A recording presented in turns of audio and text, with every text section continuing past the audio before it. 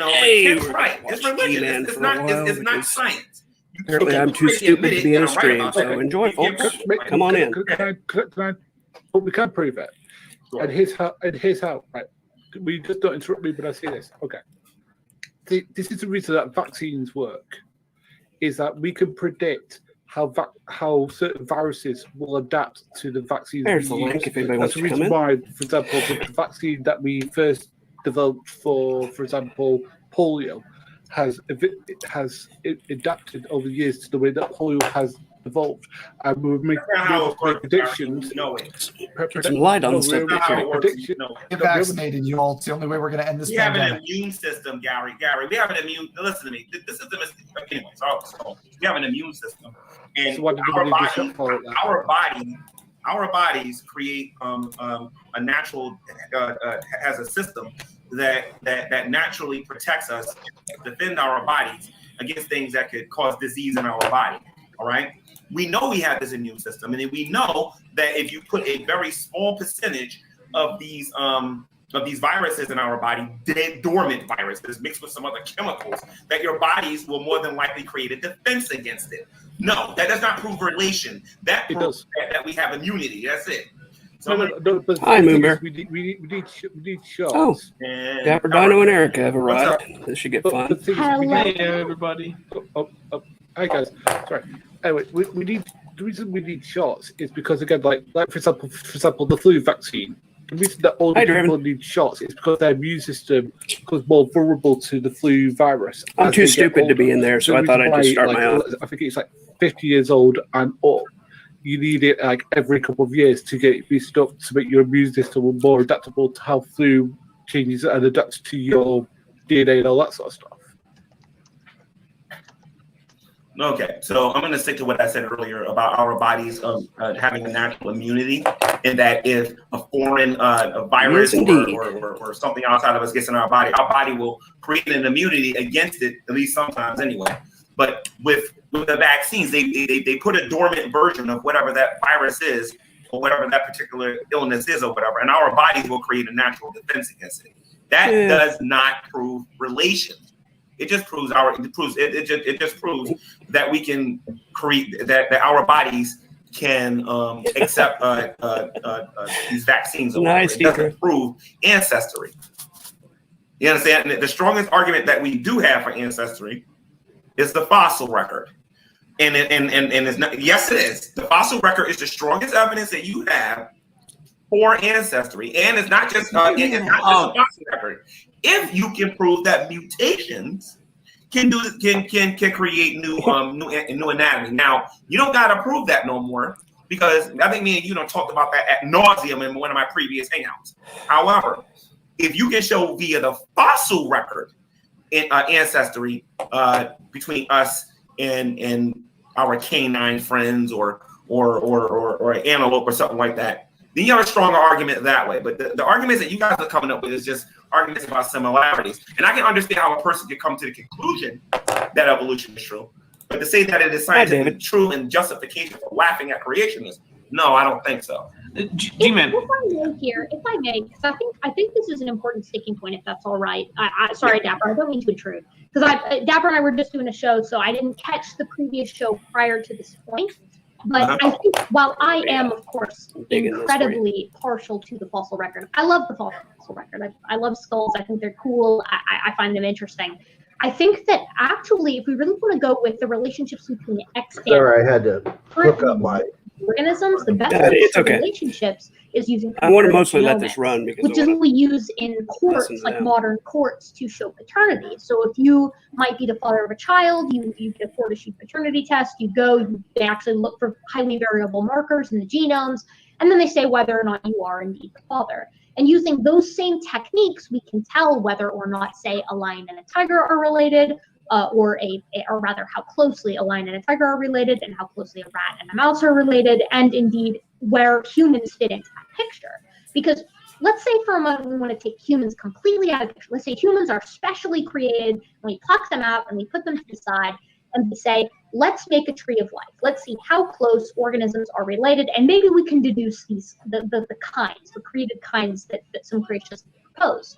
well, you end up with the apes having these particular traits genetically and morphologically, and the felids having these traits, and the canids having these traits, et cetera, et cetera, et cetera. Now, let's say you're an outsider looking in, like Carl Linnaeus, the creationist father of taxonomy, and he says to himself, without the advent of genetics, by the way, now where do humans fit? And he looks at that and he says, okay, well, they've got binocular eyes. We've got Y-shaped molar patterns, a 2-1-2-3 dental pattern, a very stiff lower back, various traits with regard to the wrists and ankles. We could go through the whole line of traits, but it lands us. Tricuspid molars. Pardon me? Tricuspid molars. I like that one. Yeah, right. And you could go down the list and then you would say, okay, well, it's quite strange because humans are obviously mammals, but when you go further than that, well, it looks like they nest with the primates, and then it looks like they nest with the catarrhines, and then hominoids, and then hominids, and then genus Homo, et cetera, and so on and so forth.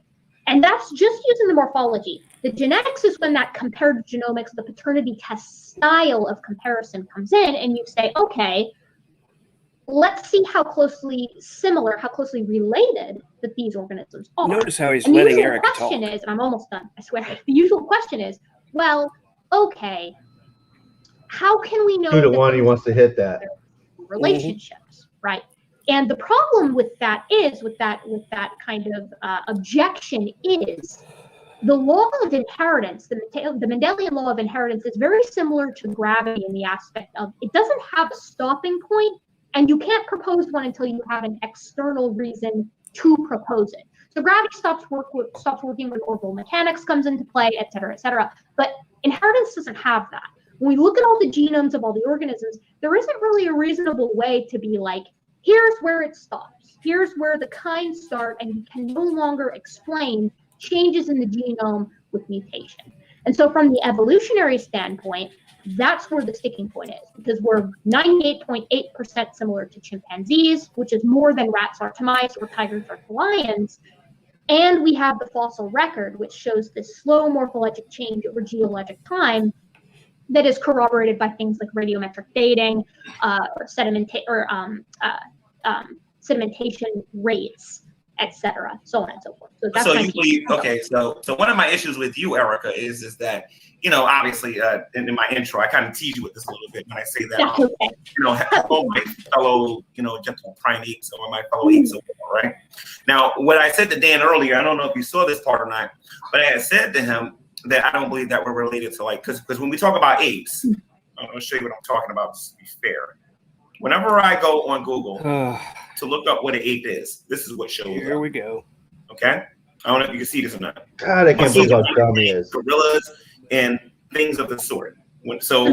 And when I say things like, okay, human beings, that evolutionists believe that they evolved from monkeys. We didn't evolve from modern monkeys. Gorillas, or whatever. All of these things would be considered apes, right?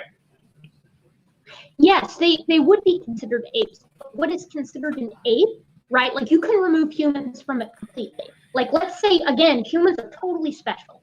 And you were like, let's say humans are special, and we're going to look at all of the different animals that live, and we're going to try to categorize them.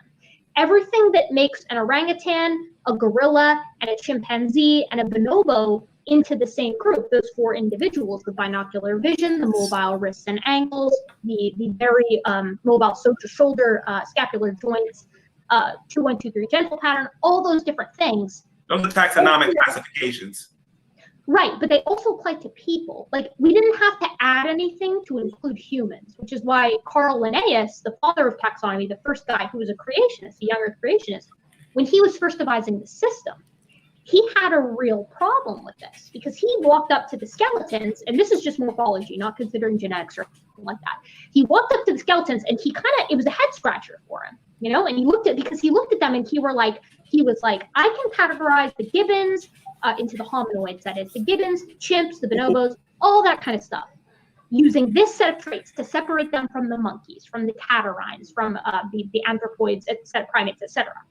But if I do that, the only set of traits that makes orangutans, gorillas, chimps, and bonobos lump into one group also includes humans.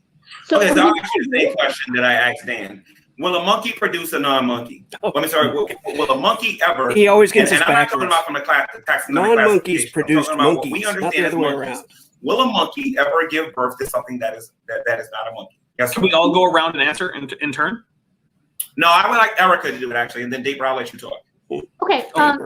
G-Man, if I may ask, what definition of monkey are you using here? I'm talking about like the average usage of a monkey. If you go on Google, you type in monkey, I'll screen share it. Like a tail. I'm not using the scientific definition for it. I'm talking about monkeys that you see when you go to the zoo. If you want me to be more specific, an orangutan. Will an orangutan give birth to something that is not an orangutan? He honestly thinks we're as dumb as him. No, I don't think so. Okay. Everybody has said no. That's morphology. That's modified. Will a gorilla give birth to, will a gorilla things don't evolve out of their produce clays. offspring Other that things is not evolve a into gorilla? something new. No, gorillans will produce gorillans. Now, to be And they fair, always a be gorilla, gorillas. an orangutan, a monkey, thinks anything this of is the a slam sort would be dunk. considered I don't in the know same why. It's got it taxonomic backwards. classification, right? It's not in the future. Yeah, It's right. from the Human past. beings are there too, right? Human beings will be in that. Okay, cool. So why is it that human beings can't do a blood? And this is what I brought up with Dan. God. And you can answer this too, Dave, if you want. Okay. Why can't human beings get a blood transfusion from a gorilla or from an orangutan or a monkey or whatever? Because we're different. Related. So for the same reason that a gorilla couldn't get a blood transfusion from an orangutan, they're both still apes, but they're different enough apes that they can't. We can't even get swap blood from all directly. humans. Now, So if you why want is to that talk a about why is that a Right. factor? in all That's exactly likelihood, a right. gorilla So could why is receive that the a kidney from standard a chimpanzee for and being- G-Man's you can retarded. do That's that. why. G-Man makes Potentially, retarded although assumptions. xenotransplantation is pretty new, and I tend to be quite tentative about that kind of But stuff. that reason You don't have the there's like video 4 here to human prove it, kinds. but I do have a video on this channel showing how scientists tried to do I don't know if it was a Russian scientist or if it was a German scientist, but they tried to do it. They tried to give a human being a blood transfusion from an animal, and the person died before they could quote unquote. What was this, like back in like the 1880s or something? I don't know. We did the pig heart thing, and though. over and over Did we again. put a pig heart in a person? Right? I would imagine so. This guy I guess with ancestry. I guess we're the same kind as They're pigs. so closely related We got a heart to in apes, right? And when I say apes, I mean orangutans, gorillas, monkeys, anything like that. Then we should be able to find at least one that we can get the blood transfusion It's from. not the The standard. thing is that me and you are God. humans, right? But if me and you don't have the same blood type, then a transfusion wouldn't work. My body will reject idiot. it. So I guess you're different kinds. then. But if me and you have the same blood type, I could accept the blood transfusion. What blood? Okay, has a human being? I'm sorry. Do human beings and apes have the same blood type? So G-Man, can I jump in here? Human beings and apes and gorillas have the same blood Let type. Dapper talk. Okay, so it's interesting that you bring up the fact that not all humans can receive blood transfusions from other humans. The thing is that even when we first started doing blood transfusions, this was before we knew about the specifics of blood type. But one of the things that was noticed was that you were more likely to be able to accept a blood type from a close relative. That's why when we first started doing blood transfusions, the ideal was get a sibling or a parent. And if you couldn't, get a cousin. And if you couldn't do that, at least get someone who lived near you and had shared ancestry. Now, we do know in more detail this very specific biochemistry involved in blood typing. And no non-human has the same blood type as a human, but we're still seeing in the blood transfusion thing a difference where the less closely related you are to someone, the less likely you are to be able to accept a blood transfusion. And so this is still on the same spectrum where you are now, when we're talking about non-human primates, so distant from them that there is no one who's going in those groups who are going to share your blood type. But the same is true within humanity. We're still on the same spectrum. Okay, but you can't get a transfusion from them. What are the similarities You can't between get a human beings transfusion and from an orangutans? ape. So How really, closely related not do the standard. evolutionists say that we're related to orangutans? I guess it So just proves orangutans evolution. is significantly further than it is from chimps or If evolution bonobos. was But I want to true, ask we'd be you able to a get quick blood question, transfusion Gman, if that's from an ape. okay. Of course. Do you think But that actually we do, since gorillas we're all and apes. chimpanzees are both apes? Well, I mean, we're all I believe mammals, that but we they're can't in get the it from same a kind. lemur. Yes, Okay. and it would be classified scientifically as being apes. Yes. Right. So as far as I am We're all aware, animals. a gorilla Can't get it can't from a receive fish. a blood transfusion from a chimp. So does that make them different kinds? Well, they're the same kind, but they're different variations of that kind. You So why understand? aren't humans Well, different so- variations? so- Well, You know what I'm saying? They're different variations of the kinds. of that particular So kind. why aren't humans a But variation when we're of talking the about ape kind? ancestry, and if we're as closely related, let's say we're closely related to chimps, then we should be able to do a blood transfusion with chimps, and we can't do that. There is no scientific matter of fact, there's never been an experiment done that shows that we can do it, because our blood types are so different. And if our blood types are so different, where the heck are we getting this idea? He thinks he runs things. He thinks he's the one that sets standards for everything. It doesn't matter what they say. He's going to stick to this at least as far as I'm aware. crap. So if that's the case, then by your Even from these logic, the logic degreed of people here, as far as I can understand, that would mean that the two of them aren't related or part of the same kind either. They're related and they're part of the same kind, but they're both animals, and we are uniquely different. Me and you fundamentally disagree. We're not animals. He is arrogant. We're very different than animals. We're not animals. So, in your opinion, if it's not blood transfusionability, because again, chimps can't get blood from gorillas or orangutans. So, if it's not the blood, in your opinion, what is it that makes them a part of the same kind? Well, it's not necessarily the blood. It's just a question that I have, because I keep hearing about how closely related we are to them instead of how similar we are. Because there is 2 points of view, and I know you're aware of it because you go after Ken Hovind. And by the way, I like to compliment you and Dayberg. I don't know if you do it, Dan. I don't follow you that much, but I know Dayberg. Every time I turn around, you do Kent with a bent. You know what I mean? And everybody goes against Ken Hovind. You know what I mean? So I mean, at least you guys try. You know what I mean? There's other people in this community that claim that they're super smart and don't even try to talk. You should follow me. I've debated Kent twice now, so you should follow me. What's more than me? Down with Kent. I have only debated. Well, I will stay happy because you know, like wash your hands after. But I have thrown down with Kent. Right.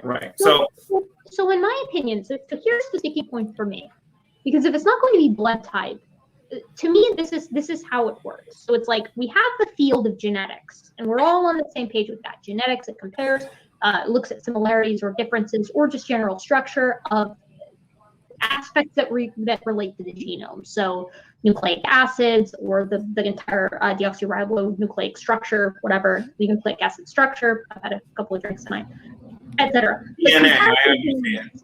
DNA, I understand. Yeah, right. But comparative genomics is very particular, because comparative genomics is useful rather in human forensics and human civil court and human law, and it's also useful in phylogeny and biology, because we can use it to say how closely related two snails might be to one another, or how closely related two humans are to one another. So the issue with this is the way that comparative genomics works is it takes a rating of the entire genome, and it says, okay, this human genome is approximately this similar to this human genome. And using those similarities down the line, we can tell whether the likelihood, at least, of whether or not two humans are related to one another. So, and this is why it's quite interesting, because, you know, I have ancestry from Pakistan and from England, but my relationship might be more similar to a Central African than someone else from the United States. It just completely depends on where our ancestry comes from. And that can be really useful for things like 23andMe or Ancestry.com, or finding out what diseases you're at risk for, etc. Or again, it can be really useful for telling how closely related two snails are to one another. But it's that same exact logic, that taking this genome and looking at the similarities, that we get that 98.8% between a human and a chimp for code and base pairs. And that's where the differences come between creationists and evolutionists. We see similarities, and we see a common designer using the same stuff to make us and animals, which is what's talked about in the book of Genesis. The evolutionist looks at the same information, and they come to the conclusion that we are related, even though we act way different than any of these other organisms. Our lifespans are different. We actually can reason and actually think before we do something. We're not just acting according to like our instincts or whatever. Like, for example, when a puppy is born, a puppy knows how to walk inside of 2 or 3 minutes, or instantly sometimes, right? It takes one of our children, what is it, like 3 to 6 months for them to learn how to walk. Yep. Depending on them. So if that, we're bipedal. I mean, usually I didn't walk for quite some time. I was a late walker. But the interesting thing is baby chimpanzees aren't quite good at walking either. They have an innate reflex to grab onto their mother's fur. So when a mother chimpanzee gives birth to a baby, she grabs it, puts it on her back, and it has the instinct to grab onto the fur, right? interestingly enough, humans also have that reflex. You can take an infant, and although I don't, I don't claim to know how they figured this out, but you can take a baby and take a broomstick, and you can take a newborn infant and hold them up to the broomstick and stimulate the palms of their hands, and they grab onto it. Yep. To the extent that a human infant, well, we all know that baby's clutch, can hold onto a broomstick and hang almost immediately on its own without any instruction from anybody else. It's an instinct we got from apes. I've seen that done.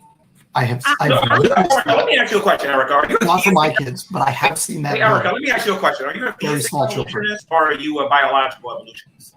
Pardon me. Go ahead. Are you a theistic evolutionist, a biological evolutionist, or a deist, or have take on a deist view? I would say I'm an agnostic evolutionist. I used to be a theistic evolutionist. He has to ask everybody. I used to be of the opinion that evolution was entirely God-guided, and it wasn't really because I felt that it needed to be, but more so just because I thought that it was. I've had some issues with, theologically speaking, it wasn't evolution, it wasn't abiogenesis, it wasn't the Big Bang or anything like that that turned me into an agnostic. It was the problem of evil and divine hiddenness that were kind of what pushed me. One of these days, I'd like to talk to you about the problem of evil, but not today. We should. What about it? As if Gman knows. Okay, so what about a deistic view that says that they'll just make bold assertions that a God, we'll just call it that, a deistic God that is not personal with this creation, set everything into motion and then left it alone? Maybe. I don't know. I mean, that's why I claim to be an agnostic, because I'm not quite sure. My realm of understanding is it's amazing. For an hour, specialized, Dan was saying the same kind of things and getting shut down and told he was a liar. Biology, behavior, and conservation. So what I study is primates, extant Look at me. those that are still living. And then I picked up a minor in anthropology. Ideally, that's what my PhD is going to be in. So my education is more from about 7-ish years ago. And then he kept claiming Dan was interrupting and his little wrong sign was triggering him. But he can type LMBO all he wants. Since then, if you want to go back, because I've talked to Sygart and some theistic evolutionists, and I don't have very many disagreements with them. I mean, usually the sticking point for me is the possibility of things. Like, I don't quite understand how abiogenesis occurred, if it did. But whether it occurred on its own, or if God, the Christian God, or the God, or whatever, if someone spurred it, I don't really have an issue with I personally don't believe in but I understand it. Yeah, sure. I don't really have a preference. From life, which is more likely to have happened than abiogenesis. That's a different topic, though. So you said that you're basically an expert on primates, pretty much, right? You're an expert on primates evolving. I mean, I know behaviorism and everything. Sure. I mean, if you want to go from the Miocene onward, I feel like I've got a pretty good grasp of that. Yeah. Okay. So so when you went to school, did you hear the arguments for and against human evolution? More so, I was presented the fossil evidence. So folks would, like my professors would come forward and they say, look, here's our geologic time period, so a geologic stack of rocks. Yeah. And they would say, here are the fossils that we find throughout these geologic strata. Here's how they appear to be changing. And different lineages disappear and new ones appear. And I mean, I don't necessarily say that, I wouldn't say that I listened to the arguments against them or that they were taught to me, because I was taught in the UK. They don't really have creationism over there. And I doubt that they would teach it here either. But I did used to be a creationist. So I kind of had that moving forward. But no, I wasn't taught it formally. Although I do know the arguments that tend to come from kind of the popular organizations and individuals, Kent Hovind, Answers in Genesis, ICR, etc. And to me, the issue that I have is they tend, and this is just my opinion, Gman, from what I've seen, is they tend to leave out a lot of specific fossils. So you have the Australopithecines, so Australopithecus africanus and afarensis, the very ape-like but bipedal organisms. And then you've got the Homo, or like kind of mid-late Homo erectus, Homo heidelbergensis. And that's what I wanted to talk to you about, since you was an expert on that and the arguments against it. Now, you have heard about what happened to the Aborigines, right? I'm assuming that you know about some of the questionable things that has happened in archaeological finds, particularly with Lucy, the Neanderthal man. Here comes Nebraska. And the fact that a lot of evolutionists have an issue with accepting the fact that a lot of Aborigines were killed, and they lied and said that these were transitional fossils between a specific, like you were saying, a specific group of apes. No, that's not true. And humans. But they don't want to talk about how these were aborigines that were killing. Dr. Kenhoven talks about this, and I know there's a lot of evolutionists avoid that topic. It's the only one and with the fossil, which would look very different from a recently killed person. Because anthropology, like biology, like many fields, unfortunately, has a rife history of racism. And that's something that I think fields need to acknowledge instead of just Wouldn't the skeleton of a pygmy look like a human? That being said, I have been structurally probably. But it would considered the it would look like a recently killed human or recently killed pygmy. Not a fossil. Fossils look very different. Where they found near the Afar, near-ish the Afar region where they found Lucy, Australopithecus afarensis, etc. And while I was there, they were actually doing some interesting work, and I got to actually see fossils out of the ground. So while I can't speak to the heinous native acts people that of Australia, and I'll take your word for it because I've not seen specifically what Ken has said about that, but I do believe you. If they're claiming that, if they're doing stuff with Aboriginal remains, that's atrocious. But I have seen for myself specific remains be pulled up out of Olduvai Gorge, and I know some of my colleagues have been to places like near Rising Star Cave, some of these places in South Africa, where they're pulling up other hominids. And the issue with this is, in my opinion, Gman, is that they are indeed taking pictures of these organisms trapped in the ground, cemented as fossils, still in the rock, not in the dirt, but encased in rock. And then they chisel them out, and they pull them out, and they examine them as they are. And what we've got is we've got organisms like, and I'll show you here. I got this guy back here. This is an Australopithecus afarensis skull reproduction. And the interesting thing about this is that the vertebral column, that is to say the vertebra, they come out of the base of the skull. So it's not possible for Lucy's species to be a knuckle-walking ape. They had to walk on two legs, otherwise they'd be craning their necks like this all the time. It's not biomechanically possible for them to be quadrupeds. So at that point, as a creationist, some of the creationists I've talked to are okay with this. They say, okay, so maybe we've got some upright walking apes. We've got plenty of upright walking animals. That's not that weird. Let's just say we'll agree with it. There are some upright walking apes. So well, who was the ones that agreed to that? That's out of curiosity. Just some that I've met along YouTube and through the debate evolution subreddit mostly. Do you know any of them? Do you know any names off the top of your head? What does that matter? I do, but I don't really want to put them on blast because it was kind of. You can put them on blast. Oh yeah, I'll say he wants his names. Fuzz Rana rejects human evolution from non-human primates, but he also thinks that Australopithecus, as well as some members of genus Homo that he would disagree are actually hominins, were in fact bipedal apes that God put here to apparently get the animals ready for humans, which didn't seem to work given how many of them humans have killed off. But, you know, that's still a anti-evolutionist who rejects human and ape common ancestry, who thinks that these were bipedal apes. Whoever that guy is, he's a compromiser. That's what he is. He ain't know how to argue.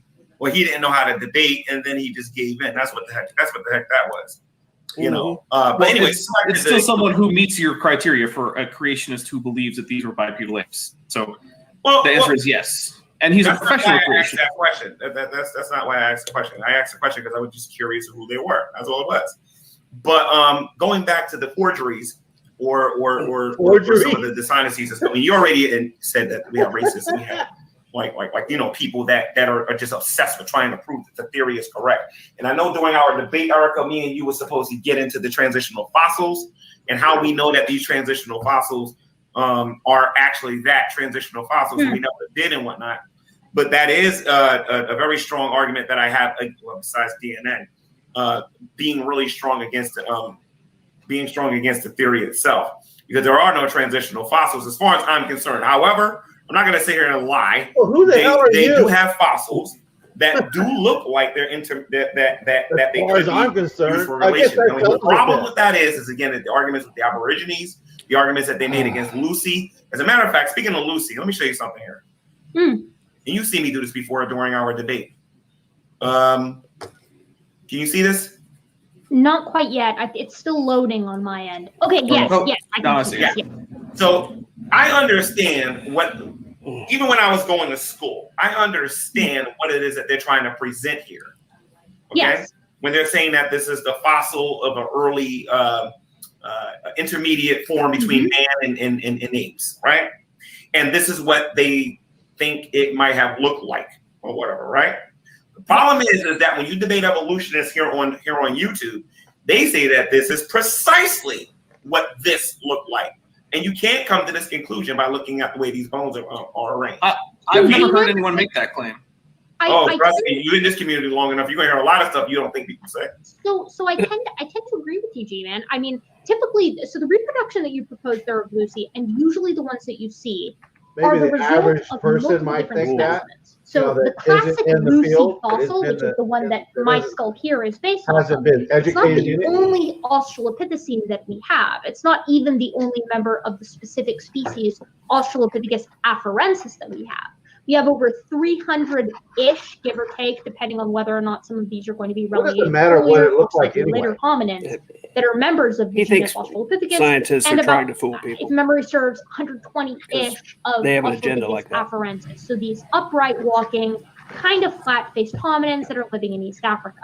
And the way that we get that representation that you have there, the one that you showed, isn't from the Lucy fossil. It's from the amalgamation, sort of the mean of all of these fossils together. That's how you get, like, you would agree with me that if you found half of a skull, right, you find you're a forensic scientist who's studying a murder, and you find only half of the skull, isn't listening to any you'd of be this. able to get a decent idea of what that person He's looks typing like, in his because chat. humans, you and I, and Dan and Dapper, we are all bilaterally symmetrical. So we're mirror images. Wait, I'll admit to being bilaterally symmetrical, but I won't admit to being a human.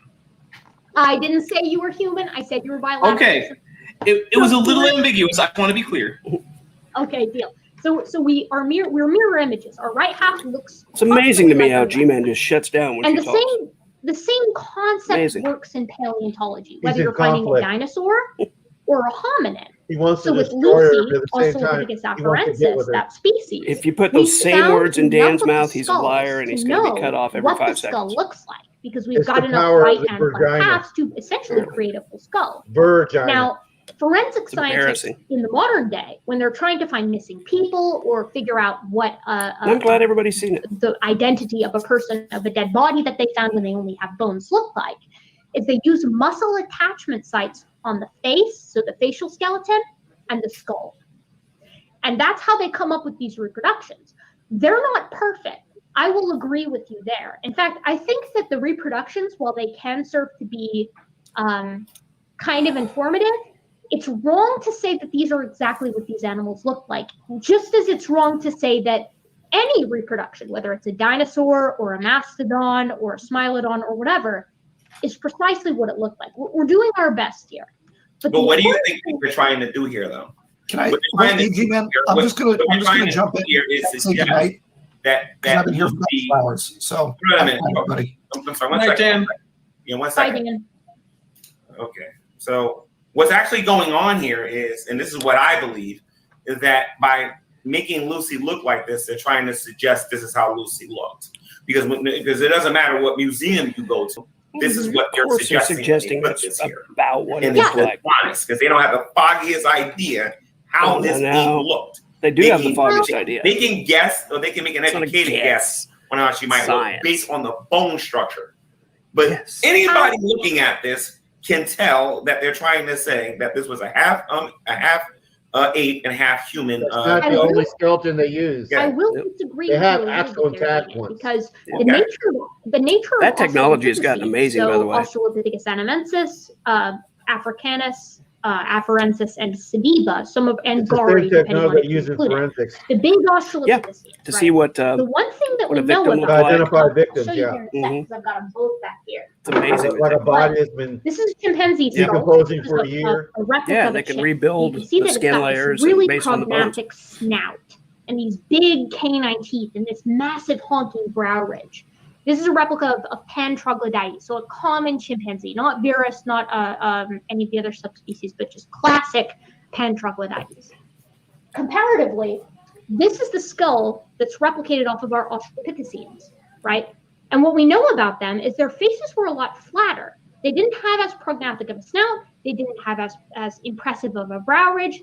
Their faces were flatter than a chimp's, and their canines were smaller. And we know that because, like I said, we have approximately 300-ish Australopithecines. Now, the interesting thing about this is that when you take this individual and you compare it to an anatomically modern human skull, which I got this from a, excuse me, it's a medical school replica, so I think it's pretty good, of a human. I've been waiting for Gman to accuse her of using replicas. The skull is a bit smaller, but the face is about the same in flatness. The We all know prognathus is a why. little more intense with the face than it is The with this. originals are too fragile and too And the valuable. nasal bone is more intense she with wouldn't the have human than it is actual with the skeletons there. Australopithecine, and the brow ridge is more intense Way with the too Australopithecine valuable than it is with the human. But Yeah.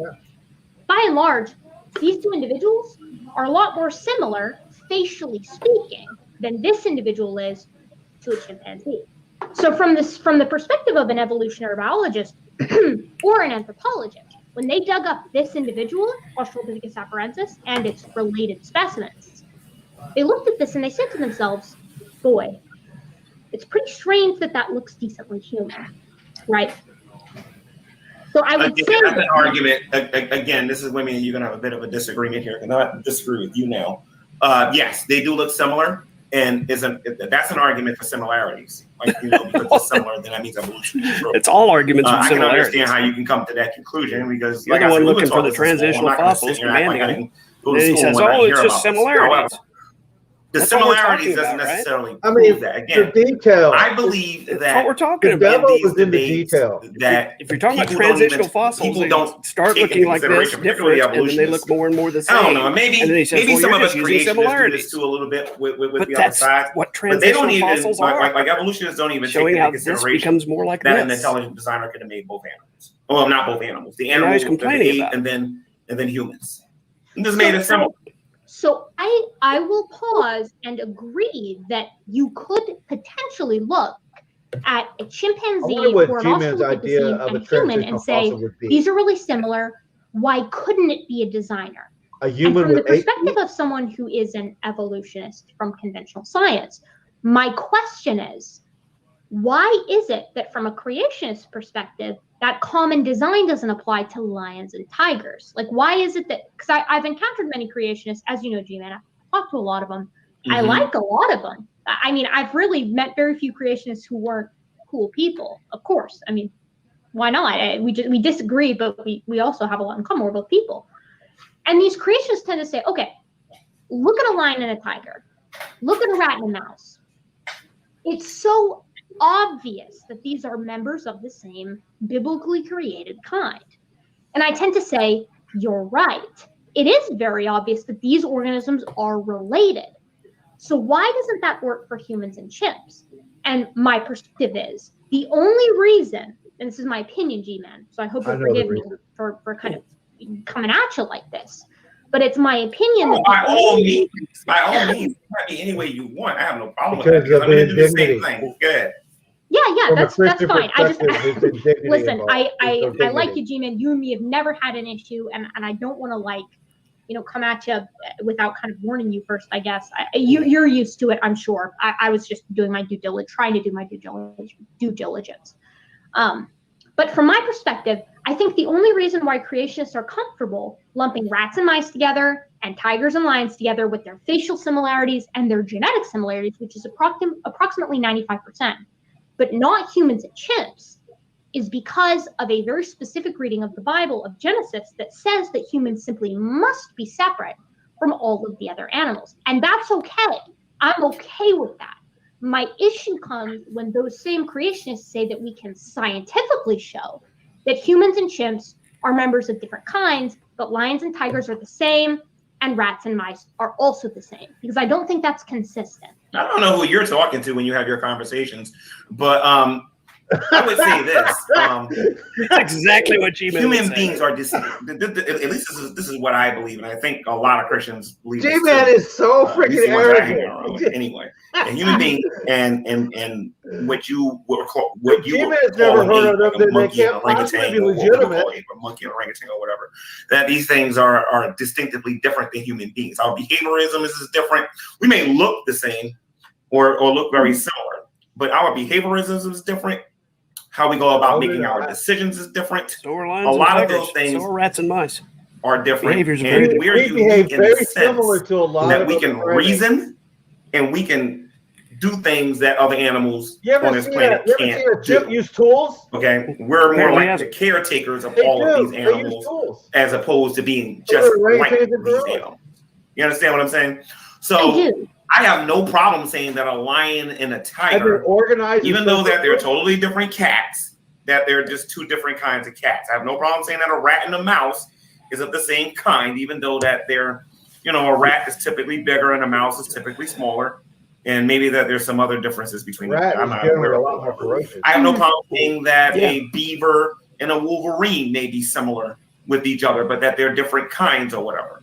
Point is that the evolutionists will tell you that a mouse is going to produce a doesn't mouse, know a what he's rat's going talking to produce about. a rat, a lion's going to produce a lion, a tiger is Should've going to gone with produce a tiger, badger. and a human is going to produce Yeah, a that'd be human. closer. And where I stand at this, if we're going to argue ancestry, you got to be able to show where the break is. It's a I understand the beaverine. taxonomic classification. He thinks like I one day understand a the human first- being was the, born. you know, Is that what the he's first out looking of the for? primordial soup or whatever, From right?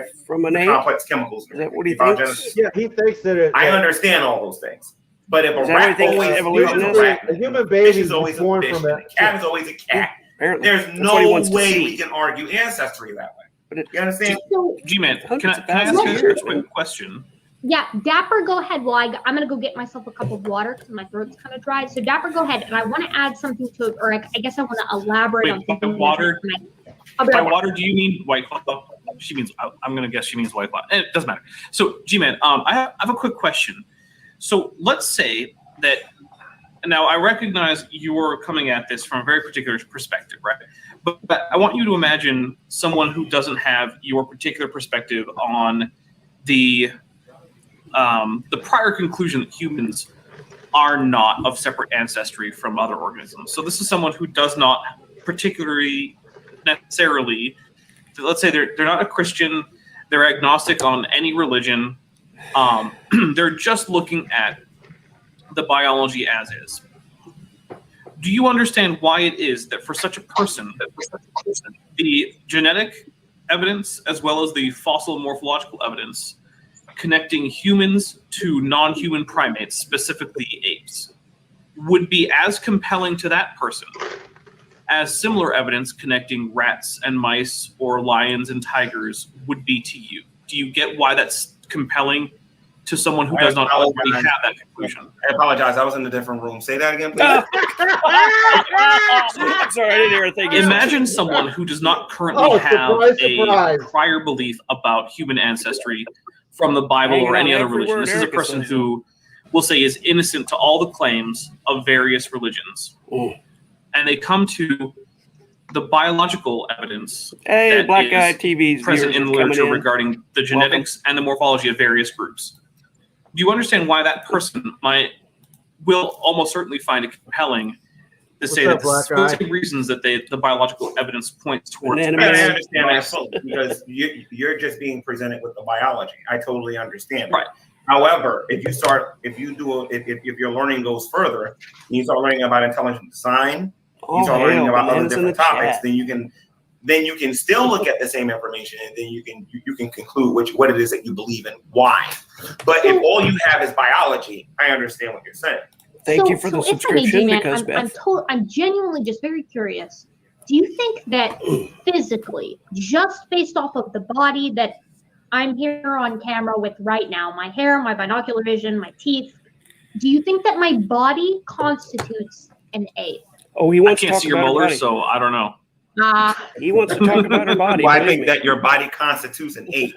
No, but I can understand if a person's never heard of a religion, if they never heard any other different arguments, that's got if they never heard anything else, why you might conclude So, that we have similarities with certain apes. So I feel comfortable name dropping here because this individual has been public on this opinion before. But I've had, as you know, a great many conversations with the YouTuber Standing for Truth. He's a young Earth creationist here on YouTube. And he is of the opinion, the two of us can agree, that a human being, despite being, in his opinion, in the image of God, that physically humans are apes as far as how humans categorize. So if you're going to say apes have these traits and you're going to include orangutans and gorillas bonobos. Humans fit into that category. And if you'd like, Gman, because I have this link handy, creation.com, and I believe that's Creation Ministries International's website, they also agree that physically, despite not thinking that humans evolved from other apes, they do agree that the physical human body is that of an ape. So if you'd like, I can provide that. It's just... You don't have to, because I would thoroughly disagree with him. He doesn't even think we're animals. Ken Hovind to his face on why he's wrong. Eric Hovind and standing for truth on why I believe that they're wrong with that. I think that's a point where they may think it's not really all that important, and they might decide to agree for the sake of moving on with the conversation. Science classifies a human being as something that I know a lot of us do it. Yeah. When we wanted to, it's just like saying we're a primate or a mammal or a eukaryote. It could be, but why does he care so much that we're in that classification of ape? It's just a classification. So this is Because something of the dignity, the lack of dignity. they'll be like, yes, humans are all about pride. Yeah. According to the creation, I'd like to ask him if he thinks we're mammals. Classifications, primates but I'm too have stupid to be on there. Traits, right? And then they list all the traits that, tarsiers and strepsirrhines and catarrhines and haplorhines, all the different kinds of primates have that humans also have. You know what I mean? So they'll say in the same way that, and I would imagine rose by any other name. If I'm wrong. Yeah. In the same way that humans are mammals, it's a nested hierarchy. Have hair, and the females of our species produce milk. We have breasts, and we have uteruses that are give live birth. In the same way that we're mammals, we do You're going back to that debate. It's like 10 years ago. Stop bringing that up. They don't agree that humans are apes in a spiritual sense, or that we evolved from other apes, because this is Creation Ministries International. They are a young Earth creationist website. They believe in a 6,000-year-old Earth, and that humans were created de novo with all of the other animals in their kinds, etc. But they do agree that physically, the human body is that of an ape's because of our dentition, the way that our skulls are shaped, our respective limb ratios, things of that nature. So I think it's worth. Oh, sorry. Go ahead. I never heard them say that. But at the same time, even if they did, I would strongly disagree with that. I would argue that. I mean, if I was talking to them and not you, I would be like, okay, so God made us similar. But it doesn't make sense. It runs everything. And if they try to use scientific lingo to define what an ape is, I'm going to say to them, and this is exactly what I would say to another believer. I'd be like, well, you're sounding like the world, or you're sounding like people who don't know Christ. Gman. You understand what I'm saying? How does the Bible define what an ape is? How does the Bible define, or how is an ape defined historically? He's the arbiter of what apes are. Go with the way people understand apes today. You understand? If I was talking to one bewilderment.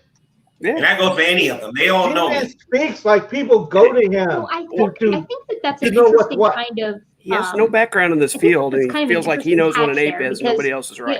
Typically from the perspective He's talking to a person with a science, master's degree in evolution, specifically in primate biology. The reasons that we classify humans as apes, and I can speak for myself as well as I think I can speak for the general scientific community in this aspect, is it's just attempting to classify animals. Life in general. So from the littlest bacteria, from protists to plants to all of Animalia as the kingdom, they're saying, here's how we can specify different animals, right, into their respective groups, whether it's a kingdom or a class or a genus, right? And so the idea is that humans just so happen to fit into these following categories. Initially, and I can't stress this enough because I think it's a very important point. They're trying to educate him. Founded taxonomy. She's speaking to him like she's a teacher. He was a creationist.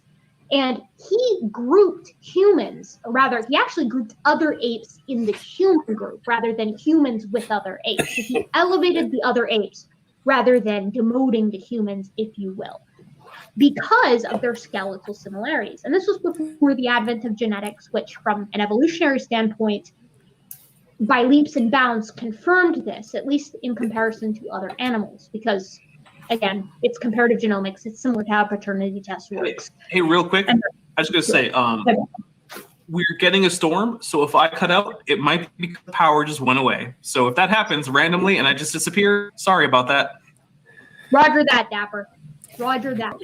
Desert storms are a real bad thing. I want to make because it's getting kind of late over here. It's almost midnight. But I will say this. And that's the bottom line. I did want to talk about, like, just to show the differences between human beings and apes.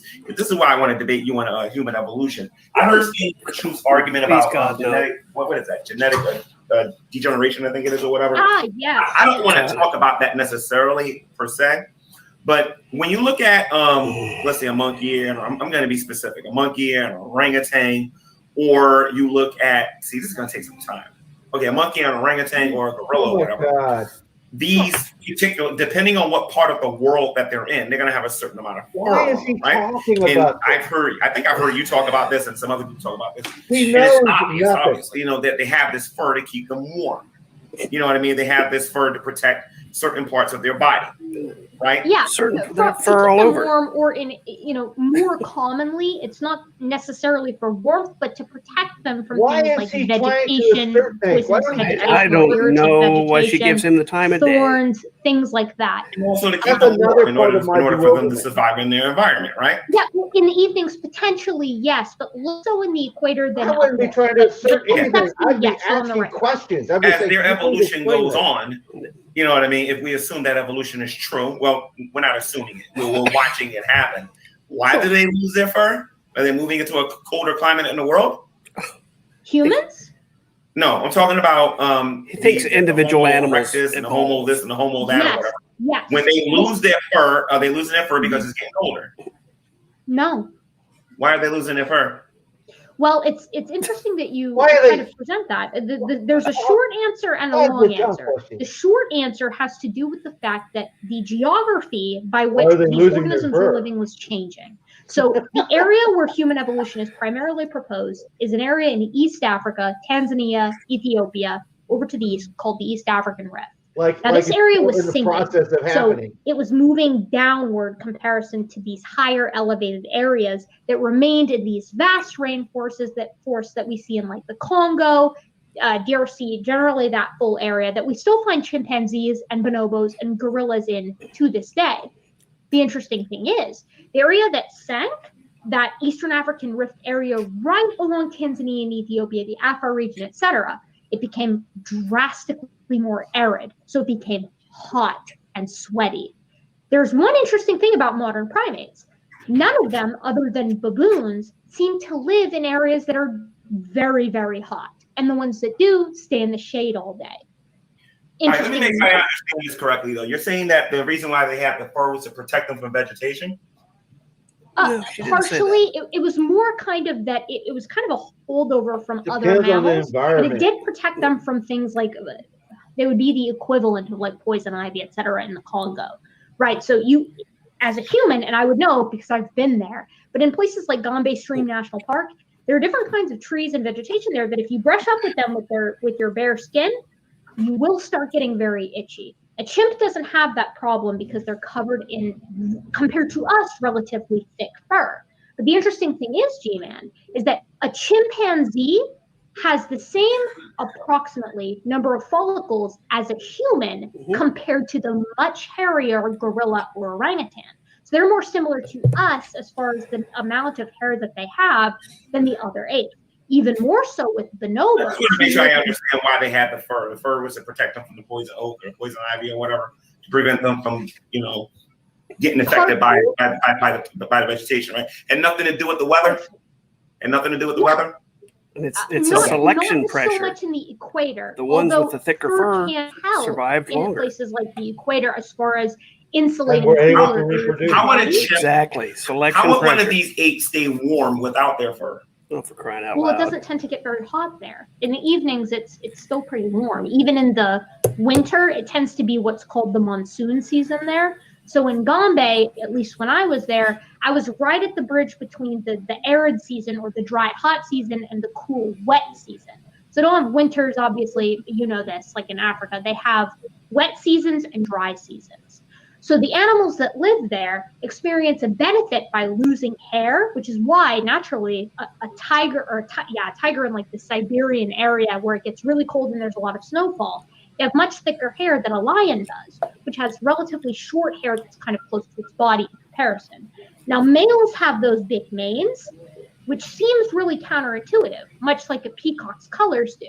And that's because, unlike regular selection, sexual selection depends entirely on what a female is interested in. So, sexual selection for males can be kind of counterintuitive. They can get these traits that seem to be really, really detrimental, but because they have more children. Sees those traits, and it's kind of like, you know, when a human drives a car with really bad gas mileage, you know what I mean? They drive like a big lifted truck, and if you're a woman or a male who's interested in men, you look at that truck and you see, wow, the owner of that truck must have a lot of money if they can afford to spend that money on a truck that has such bad gas mileage. They must be really, really good at their job, healthy, and able to provide.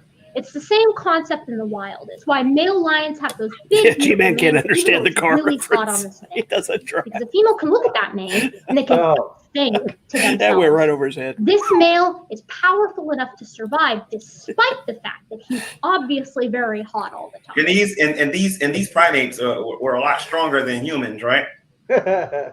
Chimpanzees or Australopithecines? Well, that's totally out of left field. I'm talking about the Homo erectus, all of these apes that we are supposed to be related to. They're a lot stronger than us, right? Homo. Very, very early pretty strong. It's early yes, humans. very early on, yes. So like Skeletal chilensis, yes. Ardipithecus ramidus, probably. But once you get into the Australopithecines, the muscle attachment sites are weaker than what we see in chimps. They're intermediate, so they're in the middle between chimps and modern humans. And what that But they became weaker over time then. Yes, but their brain cases are getting larger. So it's essentially a trade-off. It's saying we're giving up muscles like our brawn for these large brains to more blood to the brain, less to the muscles. Others. See what I mean? Hello. There's only so much blood in the body. So you believe that, and it's probably true, that the reason why a lot of these monkeys, orangutans, these gorillas got all this fur is to protect them from the vegetation. You also believe that the reason why they lost their strength is because they replaced that with having a bigger brain, just being smarter about being in their environment. It tends to be what we see in the fossil record, although interestingly enough, they've done a lot of studies about that they stand up on two legs before they get incredibly brain. So in Australopithecines, she's a body. So she stands up on 2 feet and she walks all around. But she's also capable of climbing the tree. She has a semi-opposable toe, not as good as we see in chimps, but not as efficiently in line as what we see in humans. So she's good at walking around, but where we find these fossils tends to be in what's called semi-deciduous woodlands. So it's in between an open savanna. I disagree, Lubis. I think he's hanging on every word. Which makes sense for her morphology because her species. So is that in Africa? Is that like in Africa or in the jungle somewhere? It's midway. So when you have a jungle, transitions into a savanna. He listens to her. And in that area, and we see this today. So it's semi-deciduous woodland. So it's between where the jungle turns into a savanna. And that's where these guys thrive. That's where we find all the fossils. And the way that we know that these fossils are living in semi-deciduous woodland is because of the plant fossils we find there and the isotopic ratios of the rocks. So we know what those habitats are like. But he needs to get it up. So they lost their fur over time and they lost their strength over time. He's an educated woman with a PhD. PhD. She's not interested in him. And they started living in larger groups. That's the idea. It's this trade of individual strength and efficient fusion society moving into these large kind of single idealized groups that are, whether or not we know if fully polygamous or whether or not they were monogamous, like what we see in Ardipithecines or in modern gibbons and modern humans, has yet to be seen. But we think that it was probably moving towards monogamy just based off of what, and I'm sure you know this, Gman, I'm just explaining to the audience, the relative levels of sexual dimorphism, which is to say the difference between the males and the females, the size of their canine teeth, their overall stature, the size of their muscles based off of muscle attachment sites and the lengths of their bones, things like that. The closer the males are to the females in size, the more likely that it is that they lived in pair bonds or monogamous groups. So one male, one female, and their offspring. Okay, so the reason why I'm asking this is that when we get into the mutations, which is going to be the reason why all of these changes happen, they would have to be in a different environment. No, it's not all mutation. It's selection pressure. The apes are losing their strength. They're losing their hair. They're still apes, right? They're losing their hair. They're losing their strength. And it's they're environmental walking pressure, up not mutation. Right? Okay, so how do you come to the conclusion that human evolution is true and this is happening, and they're losing all of this information? They're losing the fur. Losing their strength. Hold on a minute. They're losing their strength. They're losing their fur, but then they're gaining a bigger brain. And again, it goes back to what I was saying earlier about the Aborigines. That's what they claimed, but it was found that they wasn't telling the truth about that. That there was forgeries, and that they were killing Aborigines and saying that these things were transitional fossils, and they weren't. Well, I have a real quick question. I don't believe that at all. How can we conclude that we're losing information? Humans have the same number of hair follicles, square inch, as chimpanzees or gorillas. Humans have the same muscles as chimpanzees or gorillas. So a reduction in robustness. You're losing information because you're getting weaker. You don't have the fur no more. You know what I mean? Information weakness. Your bones are changing because you're standing up right now. There's less blood in your muscles. So hold on. So information correlates to strength. So elephants have more information. And you actually have a lesser chance of surviving your environment. And now you're not strong, obviously, as you were. I mean, I think the relative populations of humans versus all of the other apes indicates extremely strongly that it is not true that humans have a lower chance of surviving their environments than other apes. I didn't say anything about humans. At this point, they're still apes, and they don't have the strength that they once had. Humans are still apes. How did they survive in their environment? They lost. Hold on. By being the smartest things to have ever lived. By being smarter. By being the smartest thing to have lived up to that point, and using tools, which virtually no other animals outside of very primitive tools by things like other apes and corvids ever managed. But I still want to ask you, what is it about? So if strength means more genetic information, are you saying that gorillas have more genetic information than humans, and elephants have even more?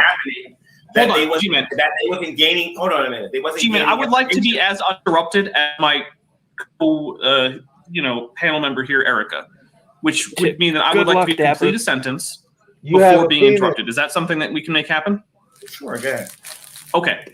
So if strength correlates strongly with genetic information, are you comfortable saying that elephants have more genetic information than humans? It wouldn't make a difference if they did. That's off topic because you're not answering the question. You're asking how we're using genetic information, but I haven't. How are they going to survive in their environment having less strength than the other animals out there? The other apes that are out there that are quite stronger than them. How do they survive against predators? How do they survive against these stronger animals? You said by being smarter. Tools and planning. So we know that very early hominids are able to do things like maintain fire. We're not sure if they can start fire at what point, right? But they can maintain fire. They can make cutting axes or scraping stones. Weapons? They can. Humans, one of the few things that humans have a natural physical superiority at is throwing accurately. They can throw rocks at animals, scare them off. In fact, I've been to places where being able to throw rocks at animals is an actual, no kidding, survival technique. The way you survive animals who might want to attack you when you're physically inferior is you throw stuff at them. It spooks them because they're not used to that. Hey, throwing things, making spears. David, do me a favor, and I'm not trying to be a jerk by doing this, okay? I'm giving you fair warning like Erica gave me. I want you to go and find me a video with a gorilla. I'm sorry, not a gorilla, a monkey, or a throwing a rock at a lion and seeing how fast a lion's gonna run in the other direction. Well, non-human apes and monkeys are particularly not nearly as good at humans as throwing. So their displays of randomly lobbing rocks in the general direction of a lion is far less impressive than an animal that has spears actually managing to ping a lion straight in the face. Dapper, and I'm not saying that before Dapper, have you been to Great Adventure before? I'm not sure what the question is. I'm sorry. sorry. Great Adventure is an amusement park. Have you been there before? No. What? Okay, it's called Six Flags Great Adventure. Okay, cool. What? So have you ever been to an amusement park where? Well, I've been to a Six Flags. Have you been to Six Flags? Yes. What does that got to do with anything? I have been to a Six Flags. Man, this guy. Have you been to Six Flags? Yes. What? Can you hear me? Okay, great. So you've been to Six Flags then. Did you go to the safari? What? No. That's an amusement park. Next time you What? Gman, That's you not cut out. real. going That's poop an at you, amusement and I park. want you to tell me how that happening is gonna scare a lion away by not throwing poop at them. Well, I'm not talking about throwing poop. I'm talking about throwing things like rocks that can cause My physical argument damage. is that these primates were throwing things before they lost their fur, before their brains got bigger, my before God, they it's was so able to make stupid. fire and all of that. And I don't think there's going to be a They're lion throwing or a sticks bear or and any dirt and crap. Okay. They're not predator throwing running rocks. from one of these things because they're throwing poop at them. So Apex predators routinely run from humans, as is. Anyway, go ahead, Erica. Yeah, go ahead. I know Erica's trying to figure out I think Erica froze, actually. Erica, you still there? Yeah, I think her video froze. Her She'll come internet back, she'll come connection couldn't deal So- with the stupid. so- If she's smart, she'll just. Okay, so Oh, okay, she's go ahead. back. Good. you guys go ahead. Sorry, I didn't mean to interrupt. Okay, all right. So Dave, you're saying that they were throwing rocks and it was a quite effective way to Well, scare first, away. I'm Scaring not saying away just the that. I'm not saying just that. I'm saying that there's a whole combination of things. One is you have the ability to control fire, something which most animals, essentially all animals except for humans, to have an innate fear of. You have the ability to fashion weapons. You have the ability to throw very accurately. You have the ability to coordinate social groups because groups of animals are better at chasing off predators than lone individuals. And as we already heard, as the human lineage, I'll watched say, a group are of going wild from tree buffalo dwelling take out a lion. to savanna dwelling, they're increasing the size of their social groups. You're speeding evolution pretty fast. Please let me finish. You're asking me a hypothetical question, assuming that evolution is true about how these organisms could be surviving. I'm trying to answer that. And it is a combination of multiple factors. It's what we call multifactorial. So no, on its own, better accuracy with throwing rocks is not sufficient. However, when you take it together with the ability to use fire, the ability to have larger social groups, the ability to wield weapons that are specifically made to be dangerous to animals, all this put together, which is all associated with the bigger brain, leads to an increase in survival capacity, which we can see now with humans who have taken all of these traits to the extreme and are now by far the most successful primate species in the history of the planet in terms of just gross numbers of them surviving. Okay, that's an imagination of what we think would have happened. You asked from the standpoint of evolution. Hold on a minute, Dave. You don't want me interrupting you. Fair enough. Okay. So that's an imagination of what you think happened. And to believe it or not, I don't really got a problem with you actually doing that. The problem is that because of these small changes that would have taken millions of years to have happened in order for them to learn how to do these things, you know what I mean? You're speeding this up by the millions of years. Okay? So if you got an animal that loses its strength and is in an environment with other animals that have kept their strength, Yeah, you know what I mean? They're not going to survive that's Erica's in that channel, by the way, environment. if you want to subscribe. They're just not. So if I may, Gman, this is something that I think is kind of interesting because. Erica, can I ask you one quick question, Erica, real quick? Yeah. Just losing your strength is one of the reasons why they're so strong because they got to swing on trees, they got to pick up heavy things, and I'm assuming in this new environment they didn't have to do all of that no more. They could just walk and get their food. Yes, but it's also to do with the fact that with coming down from the trees, there's less ability to hide from predators that live on the open savanna. And so individuals who live in fission-fusion societies like chimps and bonobos do today have to constantly stay together in these large groups like what we see in baboons and macaques of various varieties. They can't spread out and then come back together because if they spread out, they're a sitting duck for things like lions, leopards, and cheetahs. So it's better to stay all together all the time rather than to split up. And so I have a request. I have a video request because just so that we don't end this on an argumenting point or whatever. I want you to do me a favor. In your free time, whenever you have it, because I know you're pretty busy with school and everything. Can you make a video talking about how these apes gain their strength and lose their strength in the evolutionary history? The reason why I want a video because I want to be able to review it, and then when I do this again, then I want to get back into this topic again. He wants to review it and get everything wrong. Let me write that down because I think that would actually be a good video anyways. I agree. Hold on. Could I make a quick video request for Gman? Sure. Yes. Now, so this is reaching back a fair bit into the conversation, but as it's both been within Erica's wheelhouse more than mine, I don't mind because let's face it, we were here talking about humans more than we were talking about stuff I know about. But when you met earlier the common designer argument, I think that's an interesting argument. Because she'll talk to him. Is there a chance that you make a video about different design of, say, the wings in the different vertebrate lineages that have managed to get power of flight, namely bats, birds, and pterosaurs? Because I would be curious to know what you see as the reason for the different design between those three different kinds of wings, because they're extremely different. Bats and what else? Bats, birds, and pterosaurs, or pterodactyls, if you're going to use a I can do that. Yeah, sure, I can do that. Yeah. And let me know because couldn't sniff. Let me know because I'm subscribed to a lot of stuff on YouTube. I can't keep track of all of it, so do let me know if you do make that video because I would be curious to see what your point is. And like you said to Erica, there's a fair chance I'll review it. I'll let you know, Dapper, because I am sub to Gman, so I can let you know if he. I think I'm subscribed too, but it's just, look, I've got so many things I'm subscribed to that. Yeah. Well, I understand because I got the same problem myself. And this is not my main channel. Right. I would like to move the conversation to my main account. All right, guys, I'm actually going to have to get going pretty soon. And by pretty soon, I mean, I'm just going to head out now, especially since, it's past midnight for Gman, and I think it's pretty close for Erica.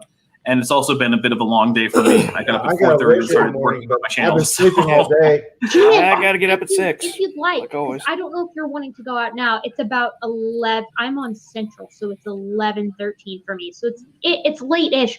I could stay longer, but if you'd like, and you have my email, Gman, I'm pretty good these days at getting back. I'm actually trying to buy a house right now, so I'm checking my email every day. So if you'd like, we can organize just a one-on-one chat if you want, just on human evolution, just on fossils, if you feel like it. We can do that. Specifically on human Why did you care about evolution? Yeah, that'd be all right, guys. I'm going to get out of here. Gman, thanks for having me. Sorry I didn't have more to say, but, maybe someday we'll have a conversation about, I don't know, dinosaurs or some craziness. All right, we can do that, one day. Gman can talk about how humans think that I might have lost your email. Gman can ask if he's been to Six Flags again. And, unless you want everybody to have it. They had a dinosaur thing. I can put it. I'll put it in both. We got a dinosaur display at our amusement park here. One time, went with my parents. This is late for me. I actually got to work. Worlds of Fun. Oh, they had a dinosaur ride. It was cool. G-Man, I appreciate you. Okay, it's just gutsigiven@gmail.com. You have it in the private chat. I'm going to put it in the public too, in case anybody else out there wants to email me. Okay, I do have your email address. I just checked. Okay, I got it. Okay, cool. That's I thought you had it, but I wasn't sure, and it's good to check. It is on my public thing, but sometimes, and I know how you feel because this is me. Every time I try to get a hold of someone, I'm like, their email isn't public, and then it turns out it's in their about section or in a comment, and I just can't find it. So it's easier to just do it this way. But I would love to have just a conversation. It could be here. I'm cool with that. Or it can be on my channel if you like. Whatever you want to do. We can do it on your channel. We can do it on your channel. You've been nice enough to come to my channel at least 4 different times. I come to your channel. G-Man, I really do have a blast here, and and believe it or not, well, she gets to talk and not be interrupted. I have had bad experiences with creationists online before. I've never had a bad experience with you. I'd enjoy myself other on ones that I G-Man's channel really too enjoy if I'm allowed interacting to with. do So that. anytime you want to talk, really and truly, we just have to get through my bad scheduling and inability to commit to stuff. But I do really enjoy these chats, so that would be really cool. All right, cool. I have no problem with that, and I enjoy talking to you too because at least you guys present a challenge. You'd be surprised at stuff I got to go through on this channel. Yeah. So, man, the internet is not a fun place to be sometimes. I like the fruity ones. I 100% sympathize with, and people can be intense, G-Man and is not his own everyone is worst willing enemy. to put their money where their mouth is. So I do sympathize. G-Man always I puts can do you. that because as soon as I find out I'm wrong, my worldview will change. I've said this over and over and over again. Just the people that I've talked to, you know what I mean? I don't know. They just don't know how to go tick for tack, and you're good at it. So you and Daper and Dan challenged me. So She's got a vagina. That's why you're letting her too talk. much credit. Honestly, this was really fun. So I'll let you get to bed because I know you do have work tomorrow, and I'm sorry for keeping you as late as I did. So all right, bye everyone. You get some sleep. Right now. Yeah, you too. Now I stab her in the back. All right, guys. So this is the end of. As a matter of fact, hold on a minute. Gem and Pioneer, if you're still woke and you're watching this and you want to come in here for 5 minutes, you can. If not, then I'm going to be wrapping this up. Wanted to do a show here, ladies and gents, where we talked about evolution, did something a little bit different, where we're not fighting and arguing and bickering over. When Dan was there, that's all you did. Said this and why they said that. Bicker. You know what I mean? Just have a. G-Man gets worked up over subjects that has nothing to do with his religion. Has absolutely nothing to do with it. That I'm normally dealing with on here. So I don't see GP in the live chat. So what I'm gonna do, ladies and gents, is I'm gonna go out with an outro. And I'm like, should I or should I just end the show? You know what I'm gonna do? I'm just gonna end the show. The next time I do this, it probably will be G-Man and Erica in a one-on-one conversation. But if she wants, I will go to her YouTube platform, since Erica has never given me a reason to believe that she will be unfair in these conversations. As a matter of fact, the conversation at the end, even though Dapper idiot was a little irritated with me, I actually found the end of this conversation to be interesting. He says Dapper. It's Dapper, like you're Dapper. Hopefully, I can get more people in the room next time. I don't know what the heck happened to everybody, but I will definitely get them. Because you're an ignorant. All right. So with that being said, guys, if you have any requests for me to have a one-on-one conversation, we'd much rather talk about evolution, simply let me know in the comment section. If you want to have a one-on-one conversation with me, or have a 3-person conversation with me, with either I'm not smart enough, Erica, or Dan, I might as well just say that they're going to be regulars on here, because even though I was kind of intense with Dan and with Phony Beetle Maniacs or Gary, he doesn't listen. The point of the matter is, it's good to have these conversations so that people who are not in the know, he's not interested in anything. It's good to have these conversations for the people who are not in the know, so that they can make an informed decision on whether or not creationism is something that they want to look further into, or whether or not they want to continue their belief or start a belief in the theory of evolution. But you should do it. You should do it because you have done your research, you have studied, and you have listened to the research or the argument. You shouldn't just do it because this crap about Aborigines being killed and that's not the way it off should as work. Fossils. Somebody showed you enough evidence to show you that something I don't believe it happened. You should take into consideration that you might be wrong. I want to see about what you're saying, despite what everyone else is saying. All right. So with that being said, guys, we're gonna end the show. I was gonna do outro. Too tired to do it. In the 19th century, they weren't that dumb.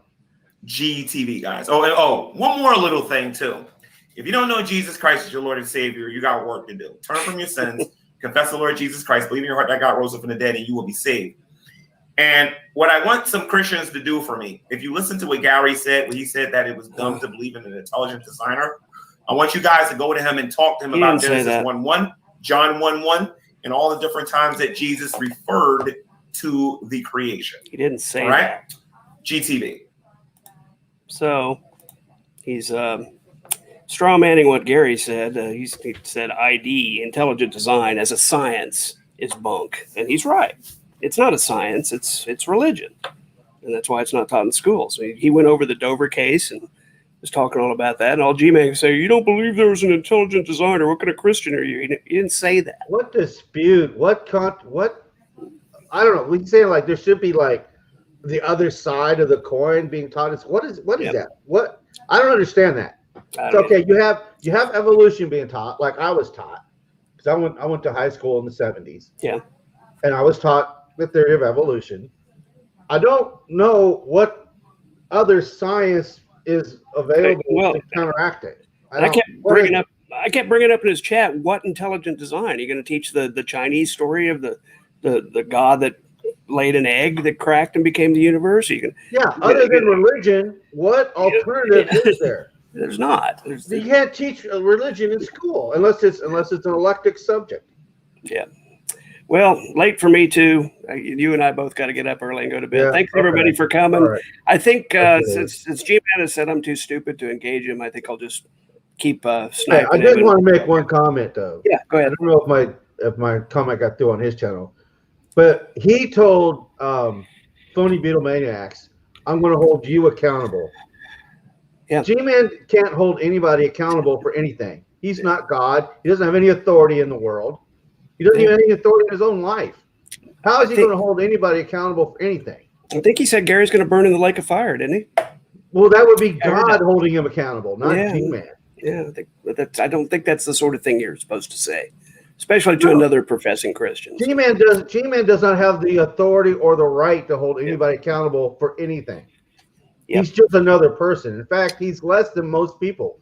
He doesn't have any means of gainful employment. He's just a freaking just a low life in the world. He's nobody.